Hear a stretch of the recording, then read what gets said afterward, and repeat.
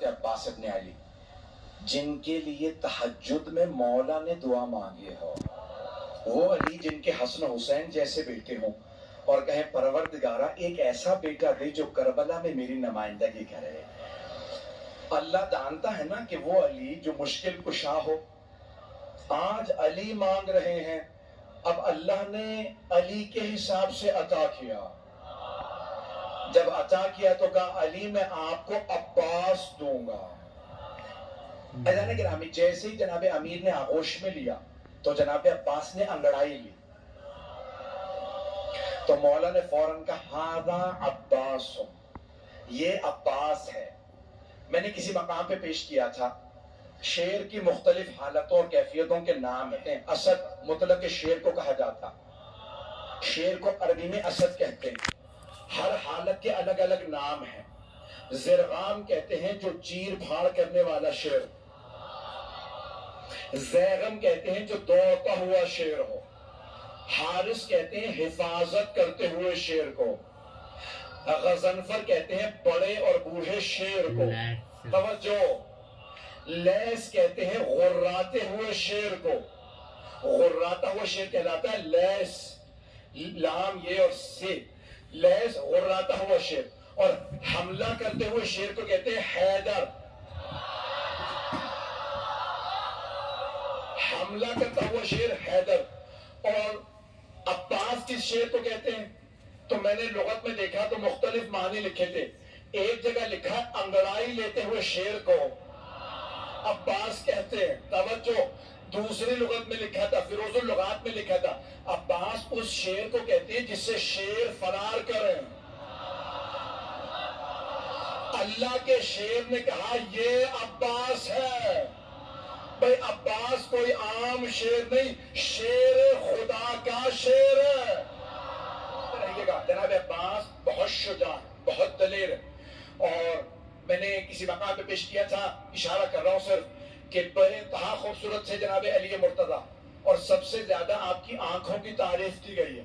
مولا کی آنکھیں بہت بڑی بڑی تھی، اور جب آپ میدان جنگ میں جاتے تھے نا تو آپ دانت بھینچ لیتے تھے، جب ذوالفقار کھینچتے تھے نا تو دانت بھینچ کے ذوالفقار کو کھینچتے، آنکھیں سرخ ہو جاتی تھی۔ اکثر لوگ آپ کی آنکھوں کو دیکھ کے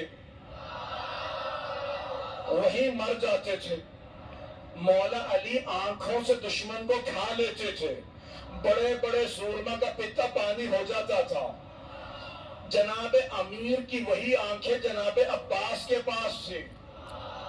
جناب عباس بھی مولا کی طرح نقاب رکھ کے میدان میں اترتے تھے، مولا بھی نقاب اپنا تحت الحلق نکالتے تھے، اپنے امامے میں سے تحت الحلق نکالتے تھے اور میدان میں جاتے تھے۔ جناب عباس صفین میں صرف 13 برس کے تھے، اگر سننا چاہیں پڑھو، 13 برس کے تھے صفین میں۔ تو ایک مرتبہ جناب عباس علیہ السلام جناب امیر کی زرہ پہن کے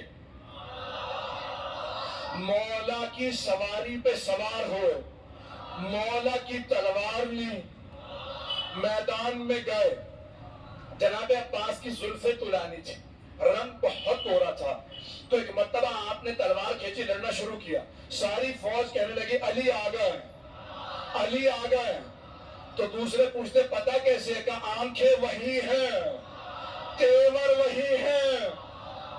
چلیے گا، تو ایک مرتبہ جناب امیر سے کسی نے آگے کہا مولا آپ یہاں؟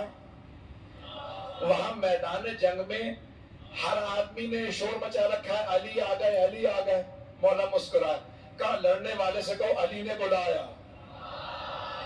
جناب عباس سے کسی نے کہا آپ کو علی نے بلایا، آپ نے نقاب نہیں اتارا۔ ایک مرتبہ سواری سے اترے، بس مولا کا نام آنا تھا، گھوڑے سے اترے، ہاتھ میں تلوار تھی، خون بہ رہا تھا تلوار سے، چہرے پہ ابھی بھی نقاب تھا۔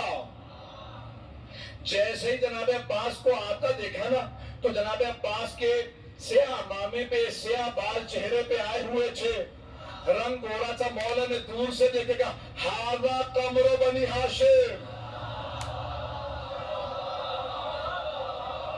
ہاذا قمر بنی ہاشم، یہ بنی ہاشم کا چاند ہے۔ عزیزانہ گرامی، جس گھر میں ایک ہی خوبصورت ہو تو خاندان والے سارے القاب اسے دے دیتے ہیں، نہیں پہنچا سکا کہ بھئی یہ خوبصورت ہے، یہی چاند ہے، یہی سورج ہے، یہی ستارے، سب کچھ یہی ہے۔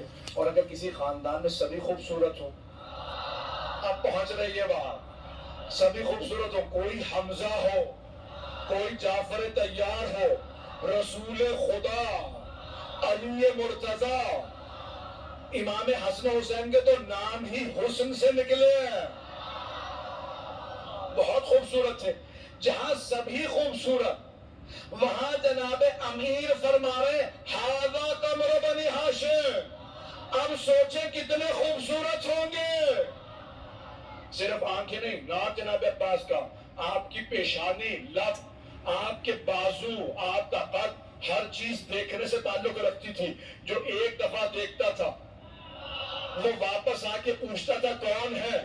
جب جناب عباس مدینے کے بازار میں جاتے تھے، بازار رک جاتا تھا۔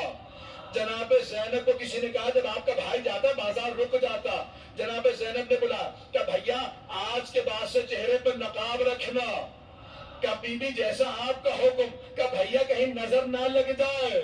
سارے مدینے والے ایک ہی بات کرتے ہیں، عباس عباس ہے، بہت خوبصورت ہے۔ میں دیکھ رہا ہوں آنکھوں میں آنسو ہیں، بھئی یہ